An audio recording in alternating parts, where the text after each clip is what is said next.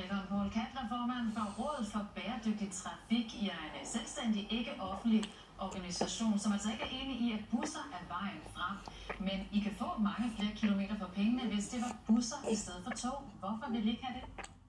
Ja, det kan da godt være, at busserne kan komme ud og køre på landevejen, men vil de tiltrække passagerer, og vil de give den service, som de her lokalsamfund ude omkring i landet egentlig har brug for.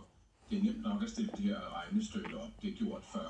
Det er ikke kun ekspertudvalget, der har gjort det. Det har de to omtalte trafikforskere jo gjort før. Men hver gang kommer vi jo til det samme spørgsmål. Er regnestykket stillet rigtigt op? Tager vi det hele med?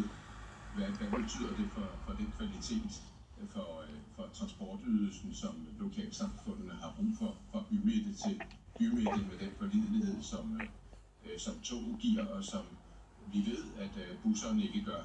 Tænk bare på de togbusser, der bliver sat i gang på hovedjernbanerne i de her dage, og spørg, hvad passagererne synes om bustransporten i stedet for.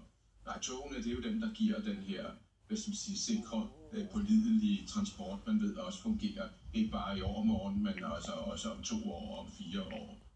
Men man skal jo også sætte det op med regnestykker, altså hvis nu de samme penge blev i området, anerkender du så ikke, at man får netop flere kilometer, bedre muligheder med busser end med tog?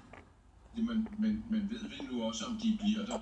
Altså det, som du kan spørge passagerer, der har prøvet at overgå til busdrift, de vil jo vide, har lært den bitre erfaring, at busdrift er noget, der er meget nemmere at justere på og nedjustere på, især hvis det er penge, der kanaliseres igennem det kommunale og meget sårbare økonomiske system.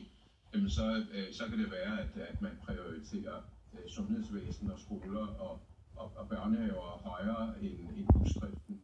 Og det ved man godt derude, at man med togene, der har man en meget mere fremtidssikker løsning. Og der er jo investeret, de billeder vi ser nu fra midtjyske jernbaner, er jo meget snart historiske, fordi der er jo investeret samfundskroner i noget, der er tidsvarende, og som jo også kan give flere passagerer, når der kommer mere moderne tog og bedre køreplaner.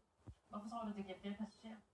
Jamen det er jo indlysende, at konkurrencen er jo imellem at køre i bil i de her områder i dag, og bilerne kan sættes, hvis man ved, at man får en kvalitetsrejseoplevelse med tog og vi på Lemvigbanen jo altså med nye batteritog, ikke, som der er blevet investeret i, og som de skal glæde sig til at komme til at køre i allerede om nogle få dage. Ikke? Det var mandag, de hører. Tak skal du have, Poul Kantler, formand for Rådet for Bæredygtig Trafik, og transportministeren siger, at han først